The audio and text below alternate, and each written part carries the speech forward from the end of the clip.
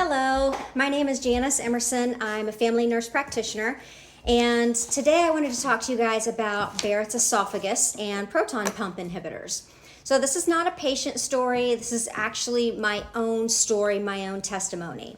So back in 2024, to be specific, it was March 13th of 2024, I was diagnosed via endoscopy and biopsy. I was diagnosed with Barrett's esophagus by my GI doctor. So I'm going to try to show you guys this report. I don't know if you'll see it very well, but I'll read it to you. Here's the date, and here is the biopsy result in yellow here.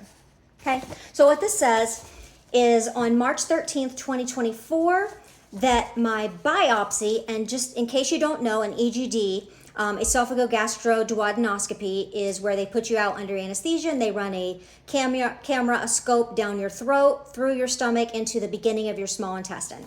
And they do multiple biopsies. Okay, well, one of the biopsies is the esophagus, the GE junction. All right, that is where this biopsy came back and showed focal intestinal metaplasia consistent with Barrett's esophagus. So as you can imagine, I was a little bit dismayed at those results and concerned, to be honest with you. My grandfather had passed away from esophageal cancer, and so getting that diagnosis was a little concerning because Barrett's esophagus is in fact a step above esophageal cancer. So I was also told at that time that basically bought me a lifetime sentence of proton pump inhibitors. So PPIs, you have to ignore that fly. PPIs, so think Prevacid, Protonix, Prilosec. And so I wasn't real thrilled about that. So I'll be honest with you, I took it for maybe about a month. I took Nexium for about a month, and then I was like, you know what, I just cannot do this. I refuse to believe that the only way is for the rest of your life to take a pharmaceutical drug for this. So in doing a lot of research, I found out that aloe vera is extremely good for healing the gut and coating and reversing Barrett's esophagus. So, and you will also hear when you do research that Barrett's esophagus is not reversible.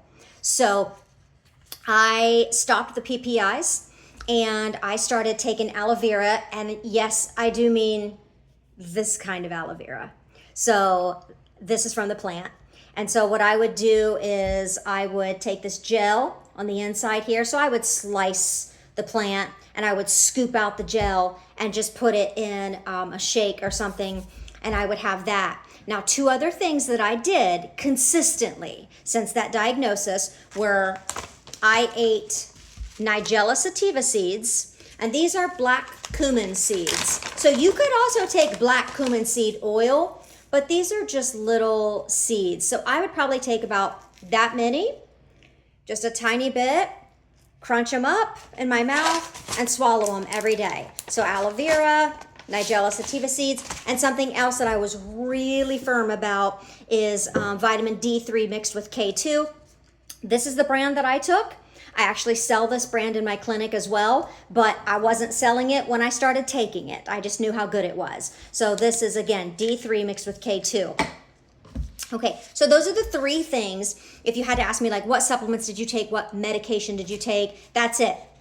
I didn't take any prescribed drugs during this time. Nothing. Just these three things. I will also tell you that at that time, I stopped taking cold turkey, Excedrin migraine, and Advil. So I had been taking those a lot for headaches. I found another way around it. And I'll just, so the things that I started were what I just told you, and the things I quit were Excedrin migraine and Advil. Okay.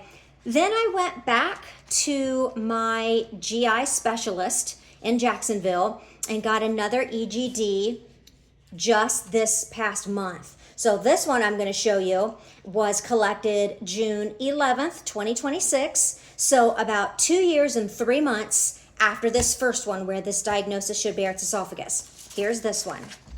This one, you can see the highlighted area here. Okay, and here's the date. This one says no intestinal goblet cell metaplasia, where this one said intestinal metaplasia. Okay, completely gone. Barrett's is not listed on here. So I had taken my old report with me, and when I had my follow-up appointment with my GI specialist, I basically showed them both side by side, and I said, so I thought Barrett's esophagus was not reversible. And he kind of didn't really know what to say and kind of just said, well, I guess maybe I've seen it 2 times in my life. And he's like, well, what did you do? I mean, you took the PPIs, right? And that's when I told him, no, I didn't. I did it naturally. And with the help of the Lord. So there was definitely praying in there. But I wanted to tell you guys that because you don't have to buy the lie that Barrett's esophagus means that you have to take a PPI for the rest of your life. And by the way, PPIs are not without side effects. I want to show you guys this also. Okay, this is on the NIH PubMed, considered the gold standard, right? The gold standard for research studies to be published. This is the government website. I'm going to show it to you. So again, this is the NIH.gov. So this is PubMed. I'm going to scroll up to the top so that you can see. So I hope you can see this on there. I'm not super sure, but this is PubMed, okay? And this is the study that I'm looking at. And then I'm going to scroll down and show you guys another section. Of course, I'll read it off though. This is PPI therapy associated adverse effects. So bad effects, right? And this is a little bit further down on the page. So this is what PPIs can do, okay? So first one is listed renal problems. And this just talks about how it can cause interstitial inflammation in the nephrons. And you can actually have kidney damage, kidney disease, kidney failure. Then you can have cardiovascular risks, okay? And this is all on here. It's just it's basically saying that there's an inhibiting of nitric oxide that goes along when you take the PPIs.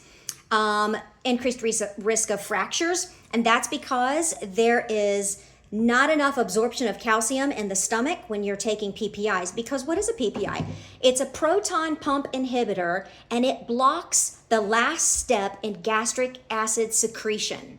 So it's not allowing your stomach to have the amount of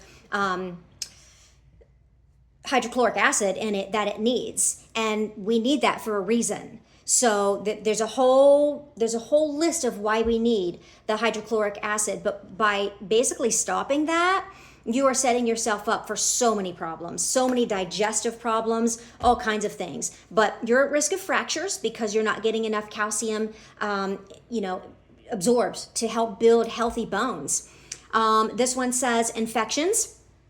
And I can tell you about the infections. This is in the GI tract. I actually do GI mapping in my clinic. So when you have hypochlorhydria, which is low hydrochloric acid, you set yourself up for risk of C. diff, SIBO. So that's the small intestinal bacterial overgrowth. And that's because the hydrochloric acid helps to kill off those organisms. So when you're taking a medication that stops it, you're setting yourself up for a greater risk of lots of GI issues. It also affects actually digestion. So you have to have that hydrochloric acid to help in digestion with the pancreas and the gallbladder. So another one it says is micronutrient deficiencies. Again, this is from the absorption problems. It talks about vitamin B12 deficiency. It says cancer risk, gastric cancer, pancreatic cancer, colorectal cancer, and hepatic cancer. And then last two, hepatic encephalopathy and dementia.